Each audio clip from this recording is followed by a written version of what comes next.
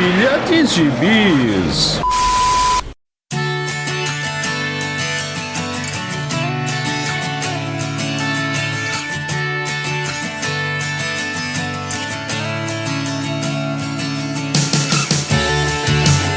E aí, jagunçada? Eu não sou o Marquito, já vou avisando a todos os fiéis ouvintes deste programa, deste Pilha de Gibis. O Marquito, infelizmente, não pôde estar presente porque o Maurício o colocou de refém, então nesse momento ele está num cativeiro, escondido de todo mundo, porque a gente estava afim aqui de fazer um programa sem ele, e aí o jeito foi realmente pegar o cara, esconder, e depois a gente libera para quem quiser, né? Então, estou eu aqui hoje com o Maurício Dantas. E aí, Maurício? Saudações, amigos. Muita chuva na nada aprazível Recife. Ih, rapaz, porém em Belo Horizonte não chove, faz calor, mas suportável. Então chove aí na capital. Muito bem. E o Maurício não entendeu a minha piada, mas eu vou continuar. Perdão. Eu não tenho talento de Marquito para fazer boas tiradas, né? E também não tenho talento dele para ficar dizendo aqui onde você vai encontrar os podcasts dos Sete Jagunços. Então, se você quiser saber onde nós estamos nas redes, ouça o episódio anterior, que logo no início Marquito lista tudo, confio em vocês. E, como diz o Dãozinho, se você está ouvindo esse programa, você sabe onde encontrá-lo. Então, toca o barco, né? Maurício Dantas, a gente vai fazer aqui um pilha clássico pocket, ou seja, eu e você e eu, como diria na minha adolescência, nós quatro, né? Eu e você e eu. E eu vou pedir que você comece falando pra gente aí o que você anda lendo, o que você lê andando, como é que tá aí o ritmo da leitura. Conta pra nós. Olha, confesso que já tentei ler andando, mas sempre tive problemas com isso. Seja no gibizinho físico e no tablet, então pior ainda que o medo de quebrar o tablet é assustador, porque não tem dinheiro para consertar. Então, E nem comprar outro, né? Inclusive, hoje eu estava na rua aqui da capital mineira, atravessando na faixa de pedestre, e aí vinha um rapaz do outro lado, né, no sinal verde, bonitinho, né, vindo, olhando o celular na horizontal com o fone. Aí eu fiquei curioso, pescocei assim, ele não me estava vendo alguma série ou algum filme na rua, andando, atravessando andando na faixa de pedestre de fone, olhando pro celular, passou na minha frente. Era live action, viu? Posso afirmar. Mas eu não consegui ver o que era. Mas esse cara é herói, hein? o jovem de hoje tá muito ousado mesmo. Mas enfim, eu queria falar de um belo gibizinho que tá começando agora, tá na terceira edição, que é o gibizinho novo da Mulher Hulk.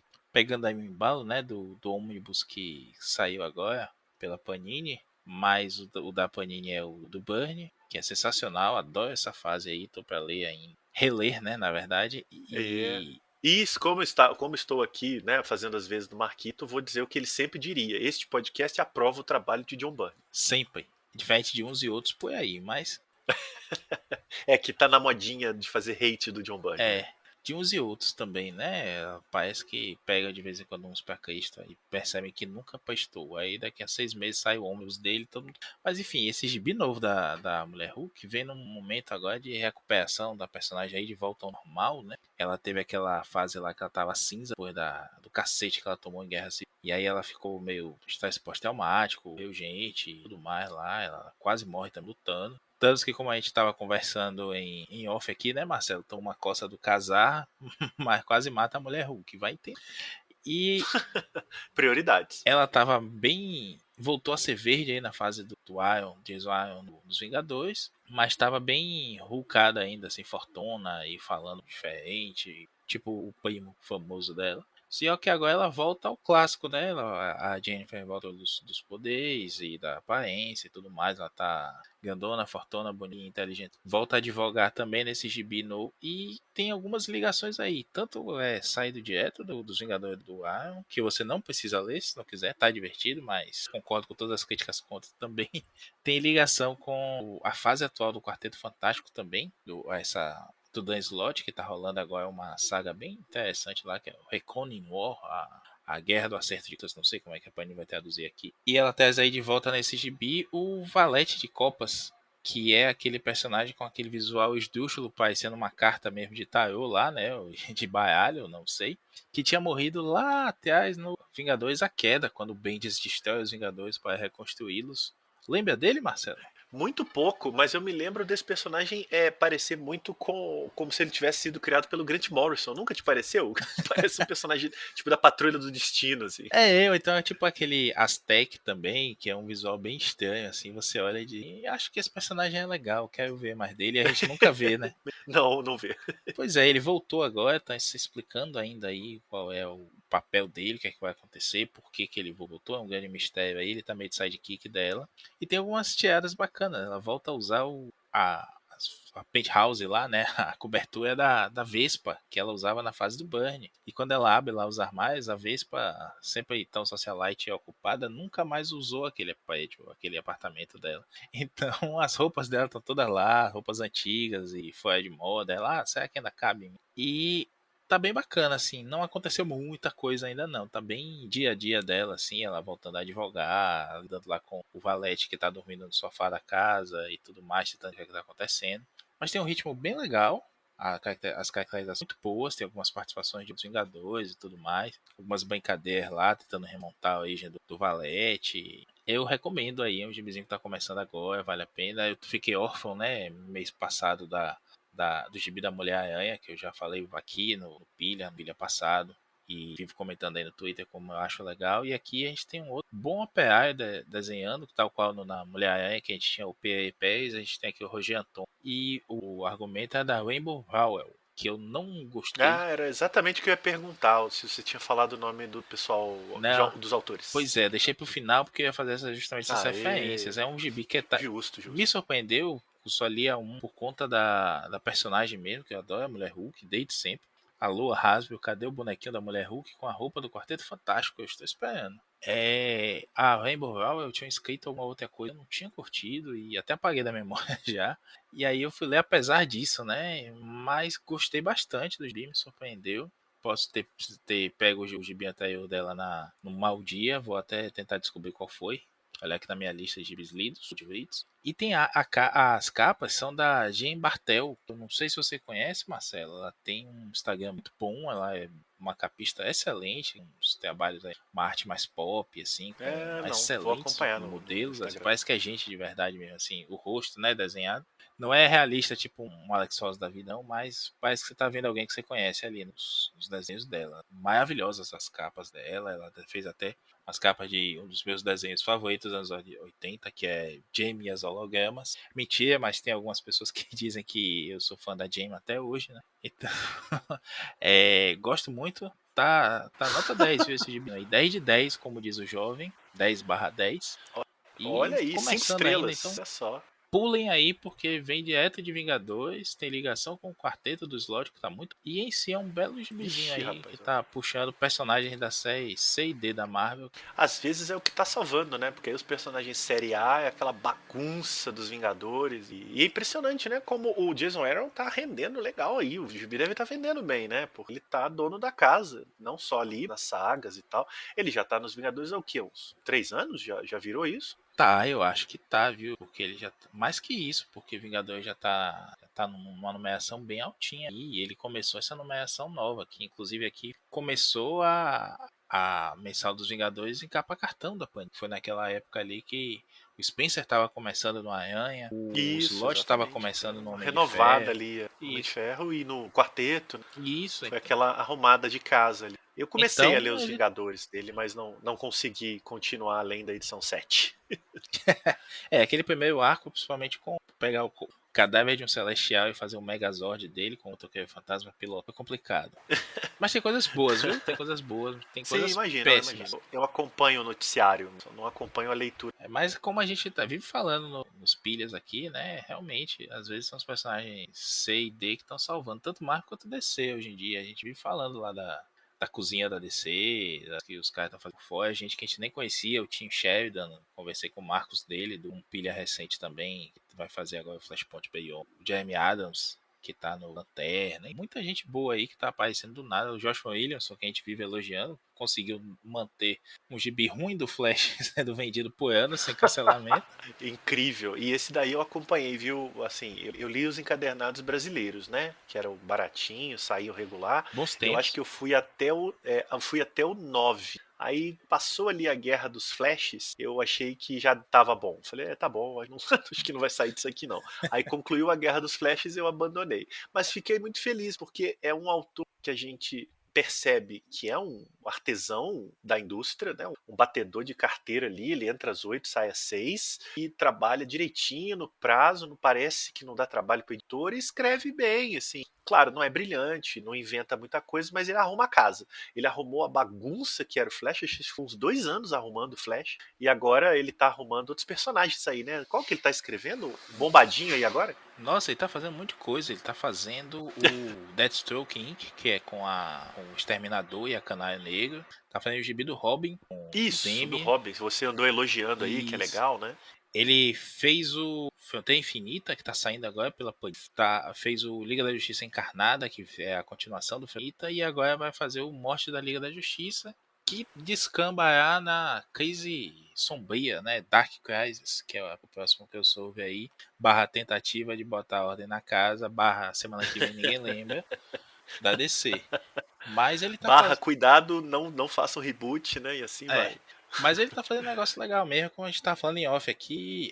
Pra mim, ele é o Bill Mantlo atual da DC, sabe? Aquele cara que não vai revolucionar Sim. nada, não, mas quando você vê o nome dele nos créditos, você diz assim: opa, esse. E tem uma coisa curiosa, né? Esses caras, pelo menos durante os seus runs, eles são pouco citados e lembrados. Quer dizer, você não ouve láureas a Joshua Williamson, né? Só os leitores mais hardcore ali que vão pegar o nome, identificar com alguns autores e tal. São esses autores em que os personagens que eles trabalham chamam, né, mais atenção por serem aqueles personagens do que quem está escrevendo eles, né? Sim. Eu acho que por muito tempo, muitos autores que a gente elogia hoje fizeram isso no passado, né? Ninguém dava muita bola para os nomes e fizeram lá um trabalhinho digno, arrumaram a casa um pouco. É diferente, por exemplo, de um Jonathan Hickman, né? Que quando pega um título é um auê, nossa, uma coisa do. Não estou nem falando de qualidade mais, é um Tom King. Né, que é maior do que o título, né? Qual o gibi do Tom King no momento? E não, O Wade, que ninguém a gente nunca vai falou virar recentemente, né? isso. Agora, eu acho que ninguém vai chegar um dia e falar: o que tem de novo do Josh Williamson? Deixa eu ver aqui. Impressionante. Preciso ler o Canário Negro do Universo Alternativo. Tá, a pessoa tá cagando pro Josh Williamson. Porém, lendo os gibis dele, você quer continuar lendo os gibis, né? E aí você olha e fala: pô, esse cara é bom, ele escreve bem. É tipo o que o Dãozinho fala do Tomasi, né? A gente não vê o povo pedindo capa dura Tomasi, mas é um cara que todo gibizinho que você lê dele Isso. é divertido. Outro Não tem que sofrimento. Outro que tem feito isso muito bem é o Dan Jurgens, né? A gente já comentou em outros programas. Ele tá sempre sendo chamado pra salvar os títulos que estão cagados, né? Alguém caga lá, tipo, cagar é o Asa Noturna. Deram um tiro na cabeça dele, agora não lembra quem é. Aí botaram um escritor sensação e tá uma merda. Chama o Dan Jurgens, ele corrige. Ele Mas aí corrigiu. a gente tá. Aí é lenda, né? O Dan Jurgens é lenda. Não, ele O sujeito corrigiu. matou o Superman, assim. Marcelo, ele corrigiu o Asa Noturna, o negócio nos trailers de novo, e aí vem o Tom Taylor e faz uma fase que começou muito bem, a gente já comentou várias vezes aqui, e todo mundo só lembra do Tom Taylor, né? do Dan Jurgens, ninguém Isso, lembra. O Superman, do exatamente. próprio Jurgens, quando teve lá a fusão do Superman 952 com o Superman clássico, consertou essa farofa aí, botou o salzinho certo, deu aquela temperada legal, e disse, agora vai. Aí tiraram dele, né? Tipo, tá bom, obrigado, toma aqui seu cheque e adeus. E uma coisa que sempre me chamou a atenção no período do Williams no Flash é que eles deixavam ele trabalhar, né? Claramente ele tinha liberdade ali porque ele não inventava a roda. E os arcos, se a gente para pensar, não acontecia muita coisa, né? Eram histórias de 6 partes, que era basicamente o Flash entrando numa prisão e saindo, né? Só que durava 6 edições. Então você não tinha grandes desenvolvimentos da história para ter uma mudança. Por isso ele ficou o quê? 4 anos, 5 anos? Porque a história demorava muito a avançar. Quando ela começou a avançar, ele fez a Guerra dos Flashes, fez toda a remodelação ali do universo do Flash. Mas a primeira fase dele, que ele só tá arrumando a casa, é isso, ele escrevendo ali o gibizão do mês, rendendo história de 25 páginas em 6 edições para fechar o encadernado. Então, eu acho que ao mesmo tempo que é um cara talentoso na indústria, ele também é muito esperto. Eu acho também que ele meio que emulava o ritmo da série, né? Porque todos os arcos pareciam muitas temporadas da série do Flash na Pareciam Warner. muito, Que sempre aparecia totalmente. Ele entrou alguém, na onda da série. sempre aparecia alguém mais rápido do que o Flash ou que usava a velocidade de algum. Aí quando o Snyder abre a tampa ali daquela ideia das outras forças, né? Aí ele vai aproveitar também o Tartaruga, a força da inércia e não sei o que lá, enfim. Que a série também estava aproveitando na época. Valeu até o esforço Muito mal, conjunto, assim. aliás. Minha nossa, foi onde eu É, abandonei a muito série, mal viu? mesmo. Mas A valeu o série de esforço, TV, né? no caso, que eu já tinha abandonado de quadrinho. E já que estávamos falando aqui de um operário da indústria, né, no caso Josh Williamson, tudo isso começou com a Mulher Hulk, né? Então fizemos um desvio muito legal, aliás, para falar de vários gibis. Eu vou mudar de continente, nós vamos viajar para Europa, mais especificamente para a Itália, e vamos falar do quê? O que que a gente fala de quadrinho italiano, Maurício Dantas? De Pra falar de Tex de novo. não, e não vou Caiu o falar nem da Pix Bonelli. da Mitos. Não, eu não vou falar nem de Bonelli, porque né, a gente no Brasil se acostumou a quadrinho italiano da Bonelli. Claro, né, a maior editora de quadrinhos originais italianos, naturalmente ela tem esse alcance. Mas eu vou falar de um quadrinho de uma outra editora, no caso da editora Astorina, ou Astorina, para melhorar aqui um pouco a minha dicção, que é um dos quadrinhos mais antigos em publicação na Itália, que é nada mais nada menos que Diabolic, ou Diabolique, né? Aí depende da sua pronúncia, ou Diabolic, caso você seja um americanoide. Pode falar Diabolic também, que a gente não trata mal, não. Eu prefiro ficar com Diabolic, porque eu acho que é um pouco mais próximo do português, né? Diabólico, então eu gosto dessa pronúncia Diabolic. Bom, Diabolic é uma série criada na Itália, né, pela editora Astorina. Na verdade, acho que a editora, se eu não estiver enganado, foi fundada para publicar Diabolic por duas irmãs, a Angela Giussiani e a Luciana Giussiani. Gostou, Maurício? Poxa, Meu é sotaque italiano. melhor do que naquele dia que a gente falou dos Buscema. É verdade. Pois é, as duas irmãs começaram a escrever aí as histórias do Diabolic, né? A primeira edição, veja você, Maurício Dantas, foi publicada em 1º de novembro de 1962. Porém, alguns meses antes, em junho de 1962, tinha chegado nos Estados Unidos a Amazing Fantasy número 15, com a estreia do nosso do Homem-Aranha, né? Ou seja, eu consegui enfiar Homem-Aranha falando de um quadrinho italiano. São dois personagens que estão completando 60 anos em 2022. Gostou dessa aí? E ainda aproveitamos aqui para fazer o jabá do Pilha do Aranha, né?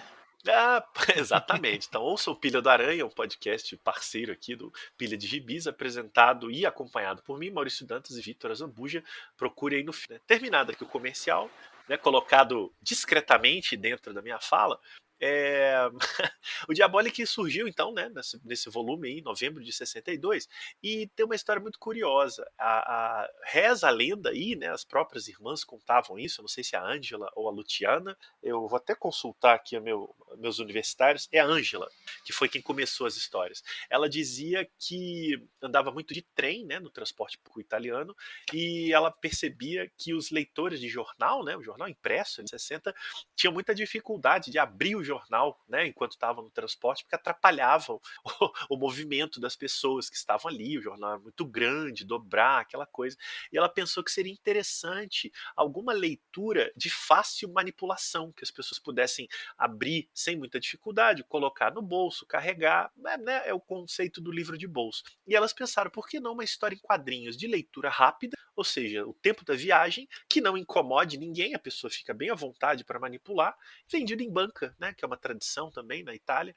Então elas criaram o Diabolique, né, no formato de bolso, que é 12 por 17 centímetros. Se vocês fizerem aí uma medida, é mais ou menos a palma de uma mão, né, dependendo do seu tamanho, mas 12 por 17 é um formatinho ali de bolso, bem compacto, bem simpático assim, né, que é até hoje publicado nesse formato. E a editora 85, brasileira, trouxe o Diabolik de volta para o Brasil depois de mais de 20 anos que o personagem ficou fora das bancas brasileiras, mantendo o formato de bolso. Então a gente tem aí desde 2018 volumes circulando do Diabolik em formato de bolso, mas eu vou falar isso daqui a pouco. Esse formato, só para dar um situado aí na galera que não está com a régua na mão no momento, é o tamanho mais ou menos daquele livrinho de bolso mesmo da Martin Claret, da LPM.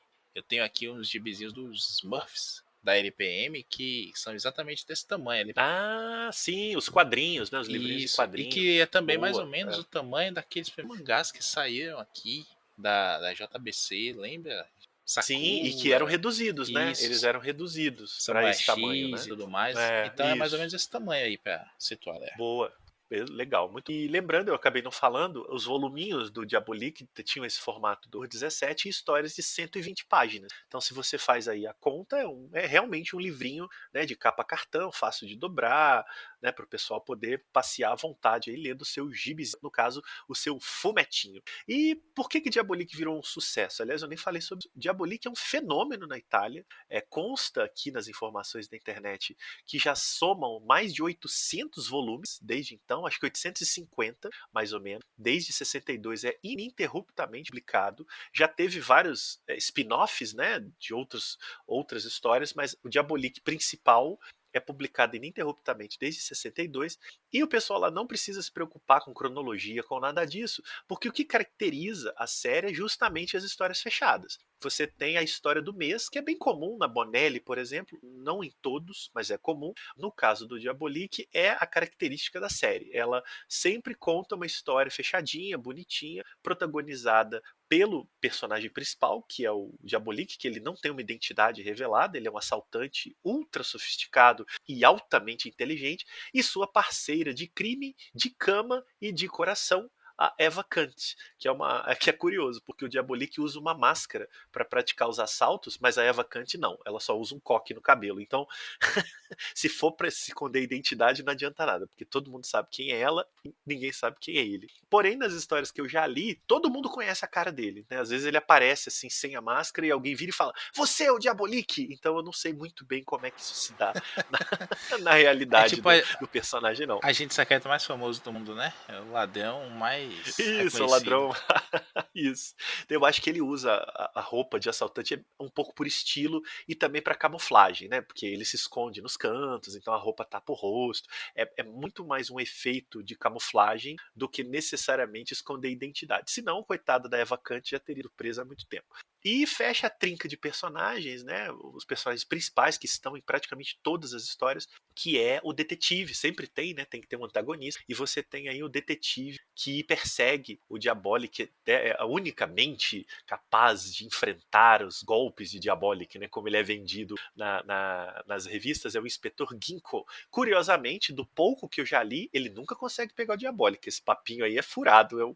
O Diabolik sempre dá um jeito de enganar o Inspetor Ginkgo. Então, não sei se ele é uma mente à altura do Diabolik. E é isso, assim, basicamente, gente, são histórias de assalto, histórias policiais, de mistério, assassinato, roubos, planos mirabolantes, né, maneiras que o Diabolik arruma de enganar a polícia ou ser enganado, e aí você descobre um grande plano, aí tem flashbacks para explicar o plano. Às vezes lembra um pouco, tipo, livros da Agatha Christie, às vezes parece um filme do Hitchcock, outras parece uma aventura do Missão Impossível. É muito, muito, muito legal. Eu li pouco, né? Eu não li tanto assim, mas é muito, muito legal mesmo. Talvez um pouquinho padronizado, né? Mas também, né, para durar esse tempo em historinhas mensais, não tem como fugir disso, né? Eu imagino que lá uma pessoa da Itália que não seja um fã hardcore, ele de vez em quando vai na banca ali, pega ali um Diabolik, lê, legal, depois 2, 3 meses depois pega outro, dá uma lidinha, joga fora. Acho que a relação com o Bilar nesse sentido ela é muito mais saudável do que os colecionistas malucos de capa dura, pilhas de coisas não lidas que a gente tem aqui no Brasil. E aí o que acontece? O Diabolik foi publicado no Brasil, Cid, aqui, em 3 ocasiões anteriores, né? Foi pela editora, deixa-me aqui, me aguardem, pessoal. O Dãozinho vai xingar, porque ele vai dizer: "Pô, vocês não anotaram antes na pauta, que absurdo." Mas enfim, ele foi publicado por 3 editoras anteriormente no Brasil, né? Só que poucas edições. Nunca houve uma publicação extensiva, nem ostensiva do Diabolik, não. Foram 7 edições pela Nueva Fronteira, não confundir com a Nova Fronteira, 12 edições pela VEC, que era no formato esticado, ou seja, ele parecia o formatinho do Tex, e foram meras 15 edições mensais pela Record. E depois ficou mais de 25 anos fora do catálogo brasileiro, até que em 2018 a editora 85 fez um financiamento coletivo e publicou um volume do Diabolik contendo 4 histórias, ou seja, 480 páginas, no formato original, papel offset, capa cartão e um gibizinho bonitinho. Fez sucesso, já lançou volume 2, volume 3, né? E sempre com 4 histórias nesse formatinho. Você já leu? Eu vou falar mais umas coisinhas, mas pro Marquito não cortar. Você já leu, Maurício? Você tem referências do Diabolik? Tenho, mas não li o gibi. Nunca li o gibi, na verdade.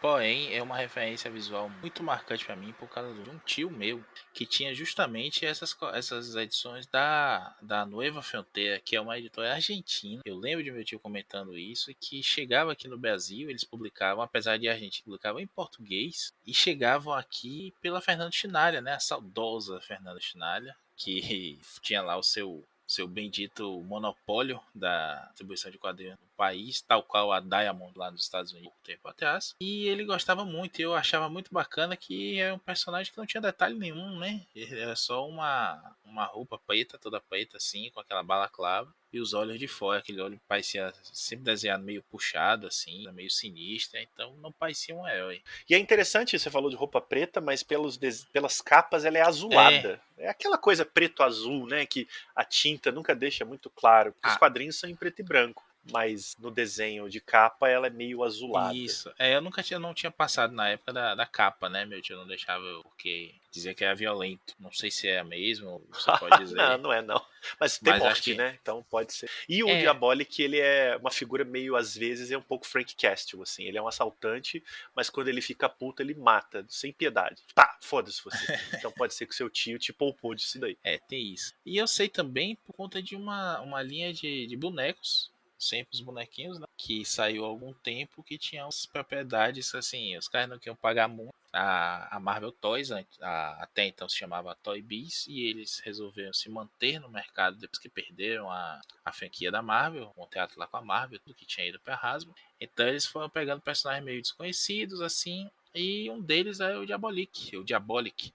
E eu falei, eu conheço esse personagem, esse visual, aí mostrei pra meu tio, não, é isso mesmo. Ele foi até de personagem bem série C, D, sabe? Tinha Flash Gordon uma época, personagens que estavam bem baixas, assim, Fantasma também, eles queriam publicar, lançar bonecos, Nick Trace, aí acabou não dando Personagem certo. de gente velha, que você tá Isso, querendo dizer, isso. né? Personagem de tiozão. Que tiozão, que tem Porque dinheiro, mesmo o Diabolic publicado até hoje é um personagem de tiozão, né? que tem dinheiro pra comprar os bonecos, inclusive. Isso, tiozão bem E financiado. aí não deu certo também, aí já passou por uma outra editora, uma outra empresa de boneca, editora nada a ver, de bonecos também, que também lançou alguns, não lançou os outros. E eu comprei um na pré-venda e não vi até hoje esse, perdi. Ainda bem que na época eu tava bem mais baixo.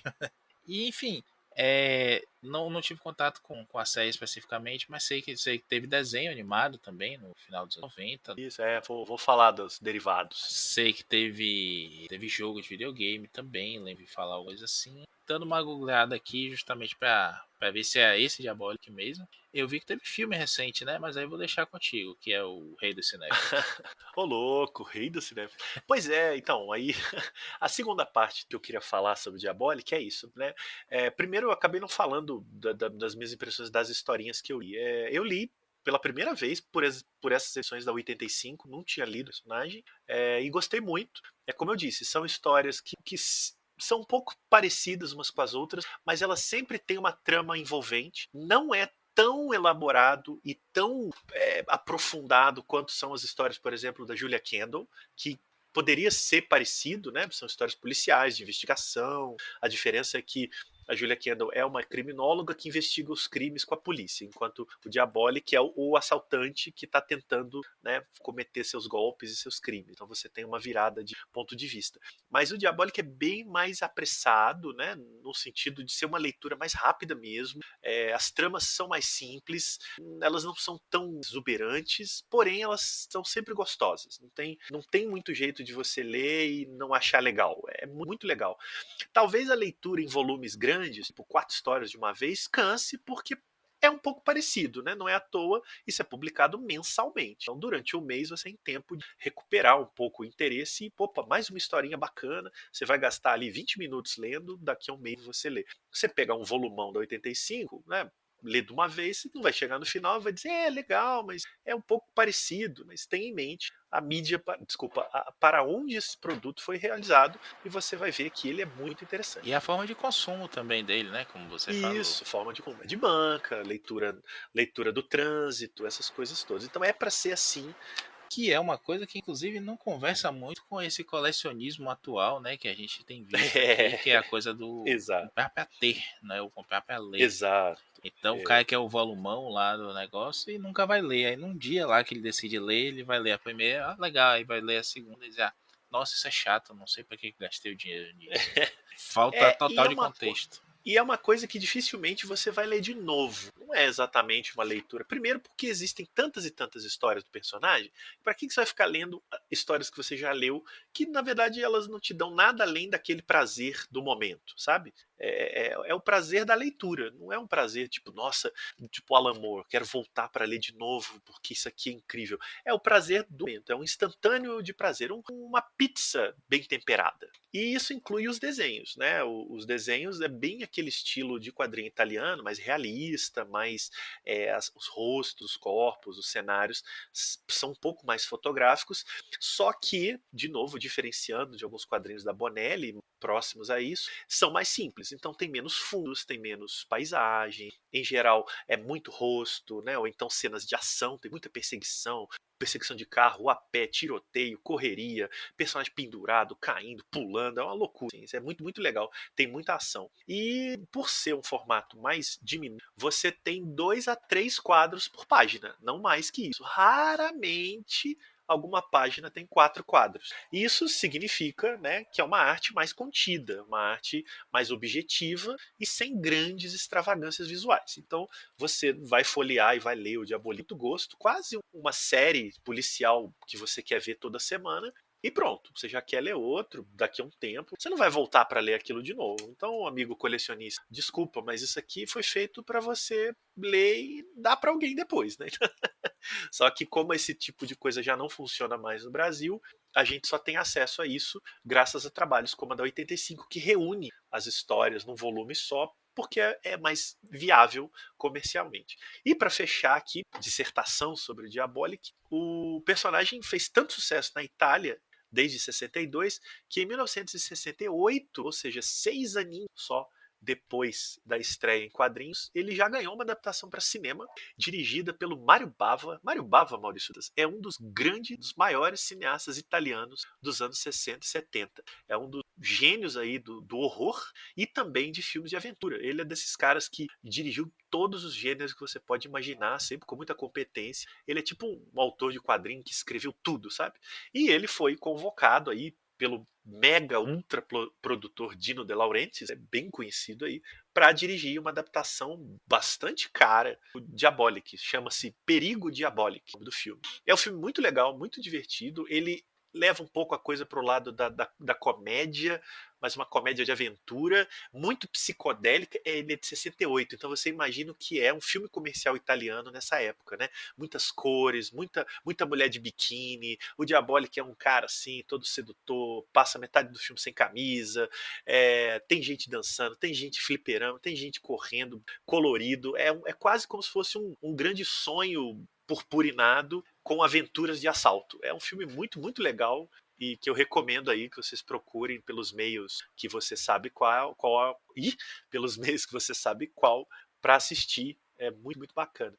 E, recentemente, em 2020, estreou uma segunda adaptação para cinema do Diabolic, chamado simplesmente Diabolic, que conta aí uma espécie de Diabolic Begin, que conta o momento em que ele conhece a Eva Kant, que é a parceira dele, vida e de crime. Eu não vi esse filme ainda, tenho curiosidade. Parece uma pegada um pouco mais de aventura, de ação, um pouco mais séria do que o filme de 68, né? Os tempos hoje isso também. Então fica aí a promessa de que em breve, quando eu falar de outro Diabolic que eu tenha lido, eu comento do outro filme. Mas é um personagem da cultura pop italiana total, como você já adiantou, teve desenho animado, quase teve uma série live action que não foi pra frente, e visualmente é uma figura muito... Inclusive, fazendo aqui mais um link para o Marcos colocar mais uma link na postagem também. Esse desenho é da Saban. A Saban que foi a criadora dos Power Rangers, né? Começou Olha até a só, Z. tudo chega em algum lugar.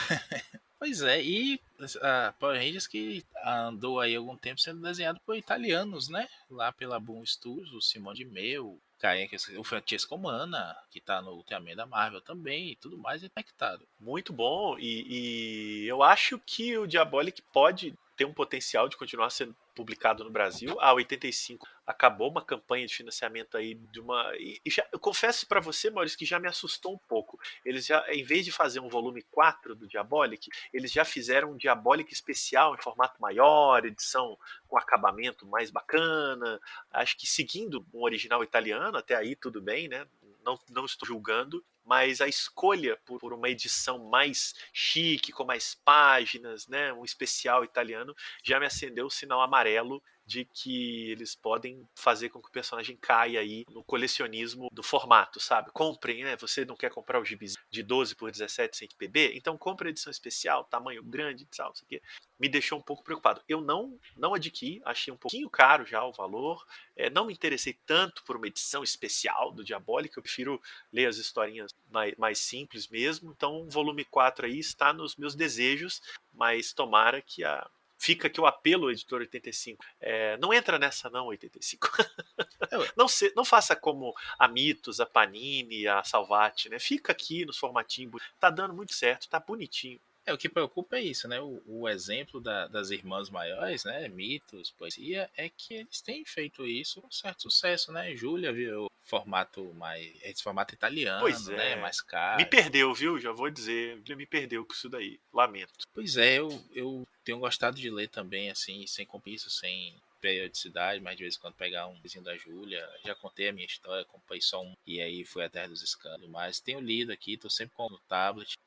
Às vezes a gente comenta por aí também, mas pensei em começar essa coleção nova aí. Na época que saiu a Amazon tava com coisas bacanas e tudo mais, aquela de montar aqueles pedidos maiores e a gente ir pegando uma coisa ou outra para complementar, mas eu disse, vou começar para continuar e tá caro demais. Eu consigo pegar isso mais fácil, até se eu quiser físico e de amigos, né?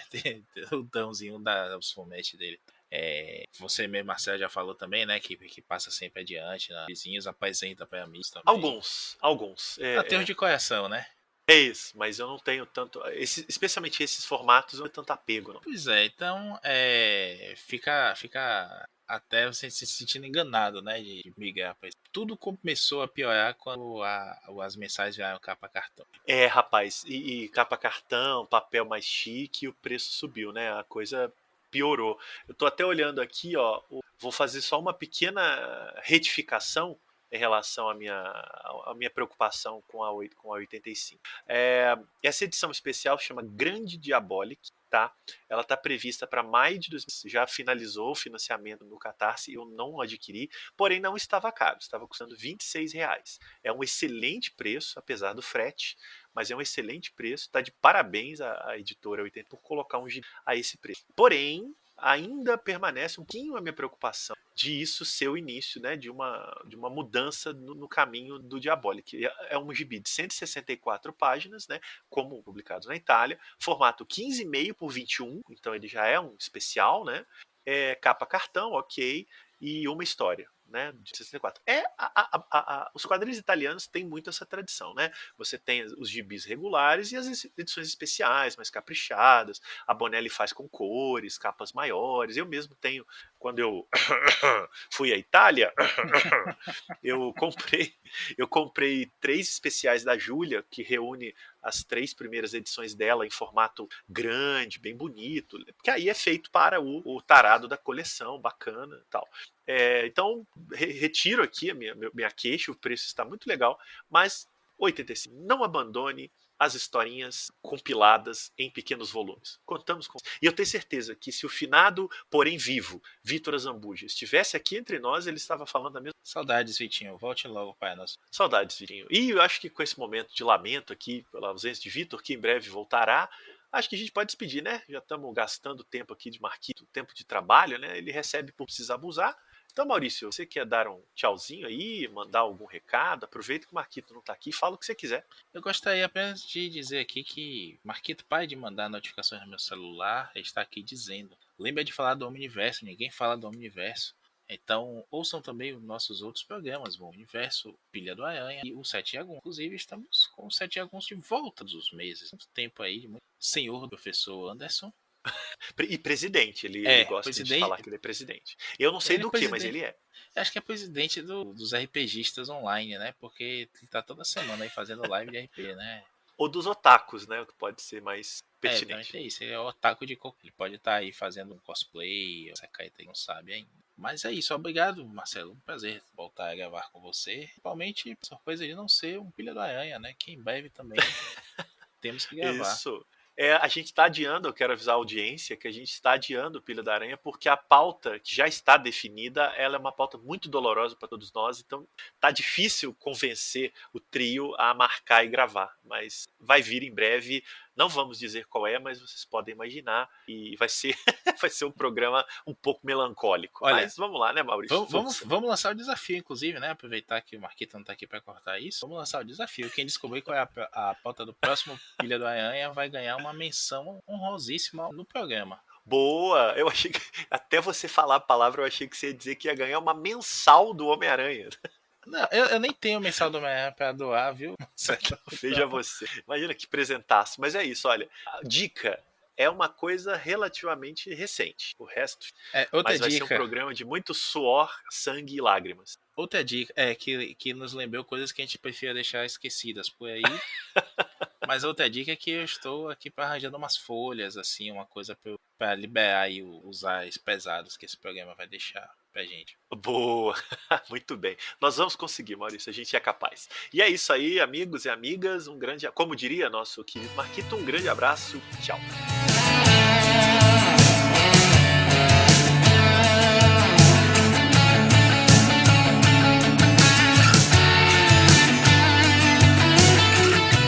Esse foi o Pilha de Gibis, mais um podcast com selo dos cabras de qualidade do Arte Final. Gostou do que ouviu aqui? Compartilhe e acesse o site, tem muito mais conteúdo de qualidade esperando por você. Vai comprar seus gibis na Amazon? Compra acessando os nossos links. Você vai ajudar a manter esse trabalho. www.artefinalhq.com.br